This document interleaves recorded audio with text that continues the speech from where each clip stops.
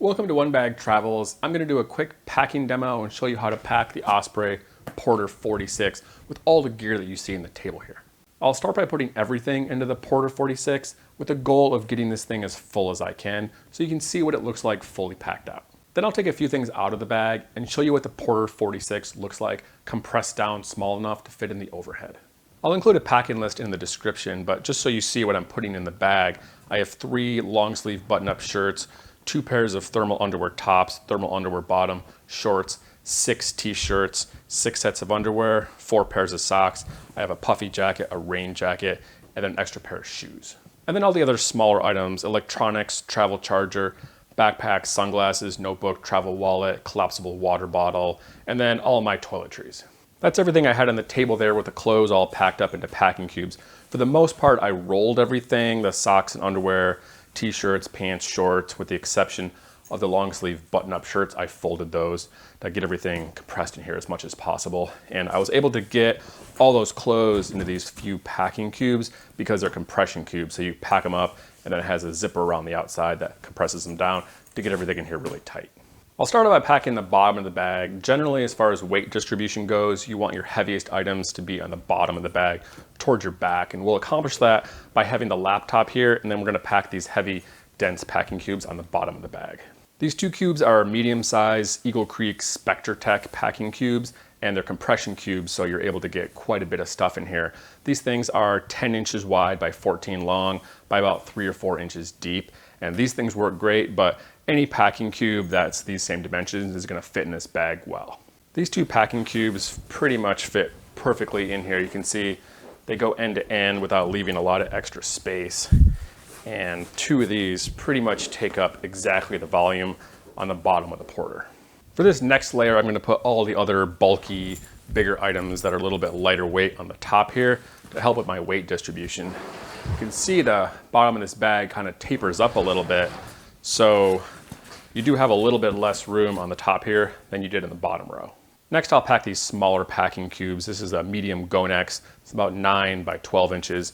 I have the t-shirts in here, and it's a little bit smaller than the other one, so that fits nicely in there. And this is the other Medium Creek SpectraTech small, and I have the socks and underwear in this one. And then the toiletry kit kind of nestles in there, and then there's a small little gap in here. I have my rain jacket rolled up, and then this is the Matador Free Rain 16-liter day pack, and those all kind of nestle in there pretty nicely. I'm gonna put a few items in this little top slash pocket before I get the main compartment too full, and you can see the volume on this thing. It's pretty large, but it's gonna go into the main compartment.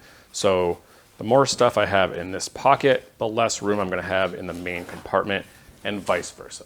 So I'm running out of room, but I still have this little gap up here, which is just about big enough for these shoes. These are Lem's 9-to-5 shoes, and they're pretty lightweight, and these things can kind of squish down pretty small and fit in kind of the cracks inside your bag. I'm gonna go ahead and stick these inside this little nylon shoe bag, and it's gonna be pretty tight in here, but I can kind of tuck them in here at the top if I squish all this other gear down. So I have this main compartment pretty much all the way full, but you can see when I put this lid down, I still have quite a bit of room in here. This bag expands out quite a bit, and then anything I put in here, I can just compress it down with these top compression straps. Now I'll pack up these top pockets before I get the bag too full. This top slash pocket is pretty large, but it's also pretty thin, so I'm gonna put my travel wallet document case in there.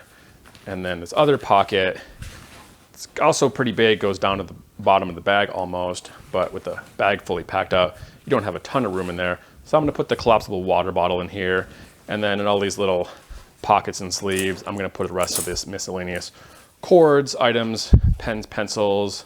So that's all that smaller gear, electronics, packed in that top pocket.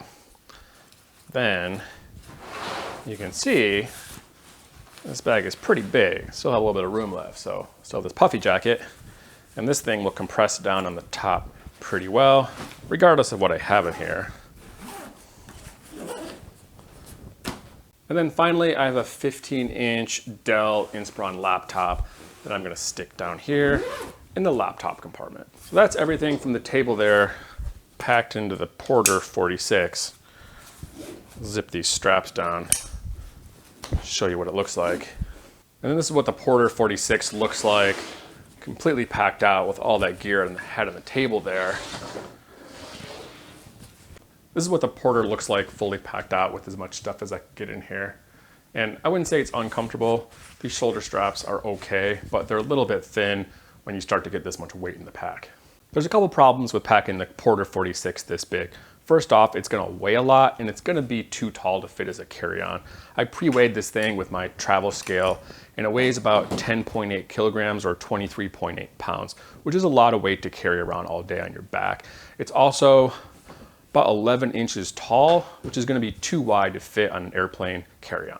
The second problem is you have no extra room in this bag now. So I put a collapsible water bottle in there, but what's gonna happen when you fill this thing up and you have water in here, you're not gonna have any place to put it. You're not gonna have any extra room for snacks or souvenirs or anything like that. You do have an option on this pack. There's a couple little hooks on the top of this bag that you can attach a day pack, but now you're gonna have even more of a problem with weight distribution and having a giant heavy pack. Best thing to do in this situation is to take some stuff out, pack it down a little bit smaller so your bag isn't so heavy and you have a little bit of extra room. So I'm gonna take a few things out of this pack and repack it and show you what I have left over and what's kind of a more reasonable amount of stuff that you're gonna wanna pack in the Porter 46. So I took a few things out and reorganized the packing cubes. This is the pile of stuff here that I got rid of, and the rest of this stuff, I reorganized the packing cubes. I still have these two large main ones that I'm gonna put in the bottom, and I reorganize some of the t-shirts and stuff and get rid of this other smaller packing cube. These are all the items that I took out of the bag, and it's all clothes and shoes. I tried not to mess with any of the stuff, the essentials like toiletries and electronics, because most of that is pretty necessary. You can slim that stuff down if you need to, but most of the bulk of my pack came from these extra clothes. Jeans and shoes are two of the things that take up a ton of room in your pack. I usually try to get away with only wearing one pair of shoes. If I have to take a second one, then just realize it's gonna take up a lot of room in your pack. And jeans, try not to pack them in your bag. If you want to take a pair of jeans when you travel, you can just wear those on the airplane. And then a few other things. I still have 2 long sleeve shirts in here. Don't think I need 3 extra pair of long underwear.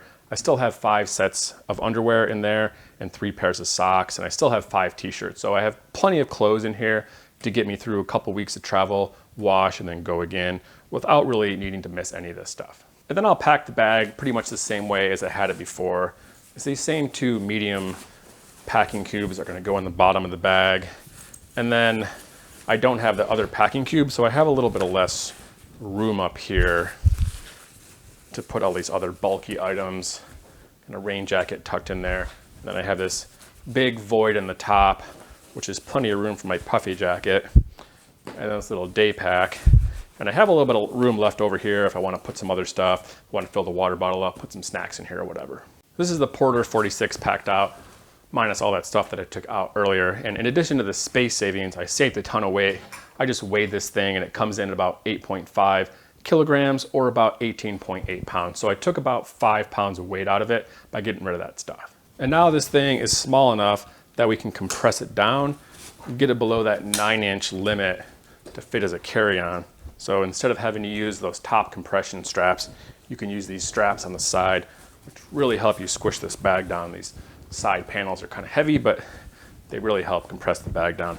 So now it looks a little bit more like the size of a carry-on, and I got this thing down to 9 inches. So now we're good to take this thing on an airplane. And this is what the pack looks on me with less stuff in it. And I can already feel quite a bit of difference in the weight. It just feels a lot more comfortable, a lot more manageable amount of stuff to carry around.